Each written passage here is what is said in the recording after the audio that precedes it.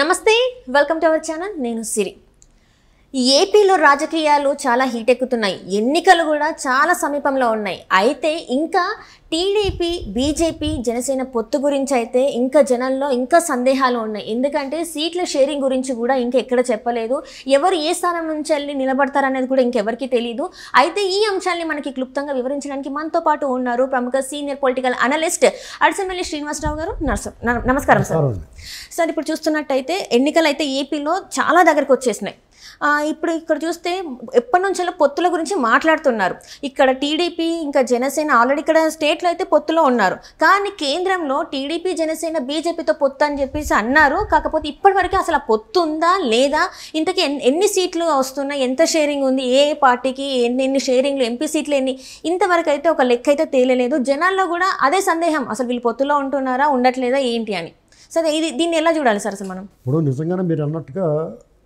జనాలకు ఒక ఆసక్తి అయితే ఉంది కంటుంది అంటే జనసేన టీడీపీ పొత్తులో ఉంటాయని చెప్పేసి అనౌన్స్మెంట్ అయింది ఆ నాయకులు ఇద్దరు కలవటం తరచూ సమన్వయం చేసుకుంటాం నాయకులు నియోజకవర్గాల్లో జరుగుతూ ఉంది ఆల్రెడీ పొత్తులు ఉన్నా కానీ చంద్రబాబు నాయుడు గారు 1-2 సీట్లు ప్రకటించారు వాళ్ళు కూడా 1-2 సీట్లు ప్రకటించారు ఒక ప్రాథమికంగా ఒక అవగాహనకు వచ్చినట్టు తెలుస్తుంది వాళ్ళు రెండు పక్షాలు అయితే బీజేపీ కూడా వీళ్ళతో పాటు ఉంటుంది పొత్తులోను చంద్రబాబు గారిని ఎన్డీఏలోకి ఆహ్వానిస్తున్నారు ఆల్రెడీ పవన్ కళ్యాణ్ గారు ఎన్డీఏలో ఉన్నాడు చంద్రబాబు నాయుడు గారు ఢిల్లీ వెళ్ళి వచ్చాడు కదా వెళ్ళి వచ్చిన తర్వాత ఇక పొత్తు అయితే బీజేపీతో కన్ఫర్మ్ ఉంటుంది అన్న వార్తలు వచ్చినాయి మళ్ళీ దాని గురించి ఎవడ మాట్లాడలేదు సైలెంట్ అవును సార్ దీంతో చాలా మందికి ఉంటుందా ఉండదా వెంటనే జగన్మోహన్ రెడ్డి వెళ్ళాడు అసలు చాలామంది ఏమంటున్నారంటే వాళ్ళు 1% ఓట్లు లేదు వాళ్ళ గురించి మీరు ఏడరా బాబు ఇలాగా ఎంబర్లాడుతున్నారు అనేటువంటి దీని గురించి మాట్లాడి ఉన్నారు ఇప్పుడు టీడీపీ తరపున ఏం మాట్లాడతారంటే అసలు కర్ణాటకలో ఫైట్ చేస్తారు బీజేపీ మీద గెలిచారు కాంగ్రెస్ తెలంగాణలో ఫైట్ చేశారు గెలిచారు ఆవిడ పశ్చిమ బెంగాల్లో మమత ఫైట్ చేసింది గెలిచింది స్టాలిన్ ఇలాంటి వాళ్ళందరూ కూడా వాళ్ళు ఇండివిజువల్గా ఫైట్ చేసి గెలిచారు కదా టీడీపీ బీజేపీ ఉంటేనే కానీ గెలవలేమన్న భావన ఎందుకు అంటే లోపల ఉన్న టీడీపీ కార్యకర్తలు ఎవరైతే ఉంటారో కొంచెం కింది స్థాయి నేతలే కావచ్చు కార్యకర్తలే కావచ్చు వాళ్ళకి అసలు ససేమీర ఇష్టం లేదు పొత్తుతోని వాళ్ళు కొంచెం సుముఖం వ్యక్తం చేయట్లే అని కూడా మనకు వినిపిస్తుంది ఇప్పుడు టీడీపీలో టాప్ టు బాటమ్ ఎవరికి ఇష్టం లేదు బీజేపీతో కారణం ఏంటంటే రకరకాల కారణాలు ఉన్నాయి అందులో ప్రధాన కారణం ఏంటంటే బీజేపీ మీద చాలా తీవ్ర వ్యతిరేకత ఉంది దానికి అనేక కారణాలు ఉంటాయి అంటే రాష్ట్రం పట్ల వాళ్ళు వ్యవహరించిన తీరు జగన్మోహన్ రెడ్డి గారు లాంటి అరాచకవాదితో వాళ్ళు చేతులు కలిపింది జగన్మోహన్ రెడ్డికి అండగా వాళ్ళే ఉన్నారని నమ్ముతున్నారు అందరూ దానివల్ల వాళ్ళ మీద వ్యతిరేకత ఉంది వాళ్ళ మీద ఉన్న వ్యతిరేకతని లెవెల్ చేసుకోవడం ఒక ఎత్తు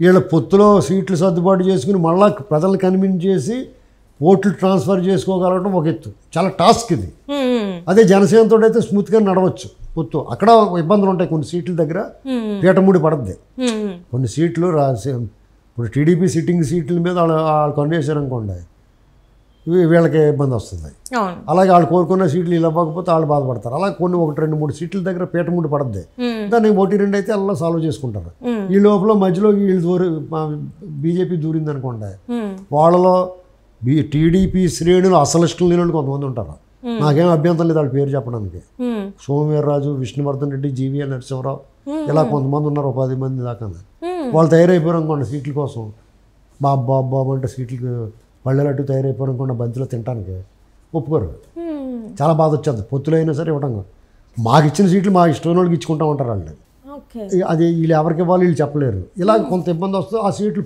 పోయినా పోతాయి ఇలాంటి పరిస్థితి ఒక క్లిష్ట పరిస్థితి ఉంది టీడీపీ వాళ్ళు ఇదేంటి వాళ్ళతో పెట్టుకుంటాం వాళ్ళు నష్టపోతున్నాం కదా కావాలంటే ఎన్నికలు అయిన తర్వాత సపోర్ట్ చేయొచ్చు అంశాల వారీగా అని అనుకుంటారు వాళ్ళు అలా కాదు మీరు వీళ్ళు గెలిచేలా ఉన్నారు కాబట్టి వాళ్ళ కేడర్ కూడా వాళ్ళ నాయకులు కూడా 4-5 గెలవాలి కాబట్టి ప్రాతినిధ్యం కావాలి కాబట్టి సిగ్గు లేకుండా టీడీపీ వెనకాల దూరేద్దామని చూస్తున్నారు సార్ ఇప్పుడు ఇక్కడ నా ప్రశ్న ఏంటంటే సార్ ఒకటి ఇక్కడ నాకు అర్థం కాని విషయం ఏంటంటే ఇక్కడ ఎప్పుడైతే రాష్ట్ర విభజన జరిగిందో అక్కడ బీజేపీకి అసలు అక్కడ లేనే లేదు అక్కడ అభ్యర్థులు కూడా లేరు చాలా తక్కువ బీజేపీకి అండ్ ఇంకొకటి ఏంటంటే సార్ ఇప్పుడు బీజేపీ టీడీపీతో ఒకవేళ పొత్తు పెట్టుకుంటే మైనార్టీ ఓట్లన్నీ కూడా దూరం అయ్యే అవకాశం ఉంది ఆ ఓటు బ్యాంక్ కూడా మనకి దూరం అయ్యే అవకాశం ఉంది కదా సార్ అంటే మైనార్టీ ఓట్లు అయితే దూరం అవ్వండి అంటే క్రెడిబిలిటీకి సంబంధించింది ఎలాగంటే బీజేపీ మీద ఎంత వ్యతిరేకత ఉన్నప్పుడు వాళ్ళతో పొత్తు పెట్టుకుంటా వాళ్ళు కూడా మంచివాళ్ళని చెప్పడం ఎలా చెప్తారండి ఇన్నాళ్ళు వాళ్ళు ద్రోహం చేశారు.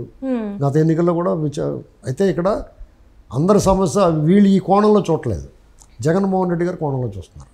జగన్మోహన్ రెడ్డి గారిని ఎదుర్కోవాలంటే అతను రాజకీయ పార్టీగా అతను ఎదుర్కోవడం వీళ్ళకి ఈజీయే. కానీ అతను ఏం చేస్తున్నాడు, ఫౌల్ గేమ్ ఆడుతున్నాడు. టీడీపీ వాళ్ళు ఫెయిర్ గేమ్ ఆడాలి, వీళ్ళు ఫౌల్ గేమ్ ఆడాలంటే సిస్టమ్ వీళ్ళ చేతిలో లేదు. వాళ్ళు అధికారంలో ఉన్నారు, పోలీసులు ఉన్నారు, పోలీసు యంత్రాంగం ఉంది, పైగా కులపిచ్చి మతపిచ్చి ఉన్నవాళ్ళు వాళ్ళు వెనకాల ఉన్నారు అధికారంలో. కాబట్టి వాళ్ళకు ఉన్న అడ్వాంటేజ్ టీడీపీకి లేదు. అతను ఎంతకైనా బరి తెగించి ఎవరెత్తున్నాడు, ఎంత మాటైనా మాట్లాడుతున్నారు, ఎవరి మీదైనా దాడి చేస్తున్నారు. అసలు వాళ్ళు అడ్డుకునే వాళ్ళు లేడు.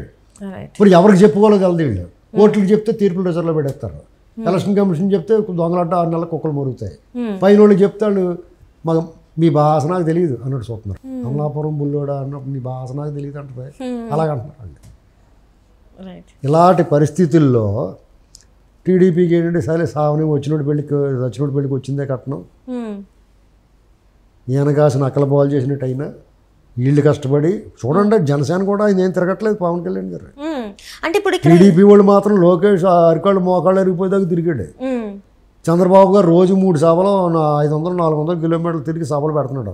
పవన్ కళ్యాణ్ గారు ఎక్కడ కనపడుతున్నాడు, అంటే ఇక్కడ ఆయన మాత్రం వెళ్ళి కూర్చుని సీట్లు ప్రకటిస్తున్నాడు. అదే సార్, ఇక్కడ నాకు ఇంకొక విషయం ఏంటంటే పవన్ కళ్యాణ్ గారికి కూడా ఇష్టం లేదు బీజేపీతోని పొత్తు, అంటే టీడీపీ బీజేపీ పొత్తు ఇష్టం లేదని చెప్పేసి కూడా కొన్ని వార్తలు వస్తున్నాయి. అందుకే కొంచెం దూరంగా ఉన్నారు అని చెప్పేసి, అంటే లోపల కార్యకర్తలకు చెప్తున్న విషయం అది, కానీ బయటికి మాత్రం నేనే దగ్గరుండి పొత్తుని చేసుకోమని చెప్తున్నా అని చెప్పేసి ఇట్లా వార్తలు వస్తున్నాయి. ఇందులో వాస్తవం లేదంటారు అండి. పవన్ కళ్యాణ్ గారే బీజేపీని తీసుకొచ్చి అంటిస్తున్నాడు 9 రెట్టించి. కానీ లోపల వ్యక్తిగతంగా తనకి ఇష్టం లేదని అంటున్నారు కదా, అది కాదంటారా?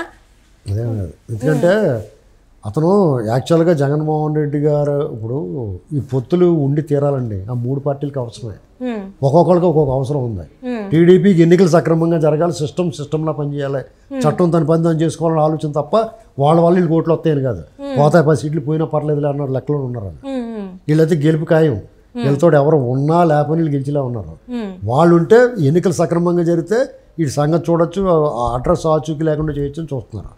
జనసేన ఏంటంటే ఈ ఎన్నికల్లో పొత్తుంటే ప్రాతినిధ్యం దొరుకుద్ది, లేదంటే మళ్ళీ లాస్ట్ టైంలాగా అడ్రస్ లేకుండా పోతాం, లేదా 3-4 సీట్లు వచ్చినా కానీ మునికి ఉండదు. బీజేపీకి ఏంటంటే టీడీపీ గెలుస్తుంది కాబట్టి వాళ్ళతో పొత్తులో పోతున్నారు. రేపొద్దు జగన్మోహన్ రెడ్డి గెలవనోడు సపోర్ట్ ఎందుకు చేస్తారు వాళ్ళు? ఇది ముగ్గురు ఆలోచన. ఈ పొత్తులో ఒకళ్ళు లేవనుకోండి టీపీటీ బొటాబొటీ కన్నా గెలుస్తుంది. లేదా ఒకవేళ పొత్తులు లేక ఓట్లు చీలిపోయి వాళ్ళందరూ అనుకున్నట్టుగా, నేనైతే ఓట్లు చీలుతాయని అనుకుంటలేదు, ఒకవేళ ఓట్లు చీలిపోయి టీడీపీ ఓడిపోయింది అనుకోండి, టీడీపీ బలంగానే ఉంటుంది పార్టీ. మొన్నంత ఘోర పరాజయం జరిగినా కానీ ఉంది కదా పార్టీ, మళ్ళీ ఉంటుంది. కానీ జనసేన అడ్రస్ ఉండదు. ఇక్కడ చూస్తున్నట్టయితే కాబట్టి ఇక్కడ నా అంచనా ప్రకారం టీడీపీకి ఎంత అవసరమో జనసేన కూడా అంత అవసరం. అందుకని వాళ్ళిద్దరు కలుపుతున్నారు. అంటే రాజకీయంగా వాళ్ళ అవసరాలు అనుకోవచ్చు కదా సార్. అంటే అప్పుడు కాంప్రమైజ్ కూడా అలాగే అవ్వాలి. వాళ్ళ బలాలను బట్టి సీట్లు ఆ విషయంలో తకరారు ఏమి లేదు. ఇద్దరు కాంప్రమైజ్ బాగానే అయినట్టున్నారు. 1-2 సీట్లు వచ్చినా కానీ సర్దుకుంటారు, పెద్ద విషయం కాదు. ఇక్కడ బీజేపీ కూడా కలిస్తే కూడా ప్రజలు ఇప్పుడే అర్థం చేసుకుంటున్నారు. బీజేపీ కలిసిన సరిలే సావనే అనుకుంటున్నారు వాళ్ళు. కానీ ఎందుకు ఇంకా వాళ్ళు బయటికి అది ఇది సమస్య ఏంటంటే వీళ్ళు ముగ్గురు ఎప్పుడు ప్రకటిస్తారంటే జగన్మోహన్ రెడ్డి గారు ఫైనలైజ్ అయింది. జగన్మోహన్ రెడ్డి గారు డ్రామా ఆడుతున్నాడు. అతను ప్రకటించినాడు ఎవడు అభ్యర్థి కాదు, వీళ్ళు ఎవరిని ప్రకటిస్తారో చూసుకుంటున్నాడు. అతను దొంగ సామాజిక న్యాయం చేస్తున్నాడు. ఇక్కడ కోస్తా జిల్లాలో బీసీలకి ఇస్తాను, నేను సామాజిక న్యాయం చేస్తాను అన్నట్టుగా బిల్డప్ ఇస్తున్నాడు. మరి రెడ్డికి సామాజిక న్యాయం అవసరం లేదా? రాయలసీమలో అవసరం లేదా? చిత్తూరు, పొంగనూరు ఇలాంటి చోట కూడా ఇవ్వాలి కదా సామాజిక. వాళ్ళకి అక్కడ ఈ ఎస్సీలకి, ఎస్టీలకి, బీసీలకి, మైనార్టీలకి ఇవ్వాలి కదా. కడప, కర్నూలు, ప్రొద్దుటూరు, పొంగనూరు, చిత్తూరు, పలమనేరు అక్కడ కూడా చేయాలి కదా. తాడిపత్రి, ధర్మవరం, రాప్తాడు ఇక్కడ కూడా చేయాలి కదా. 53 నియోజకవర్గాలు ఉంటే 27-30 మంది రెడ్లకి ఇచ్చేస్తే అక్కడ చేయడు కదా.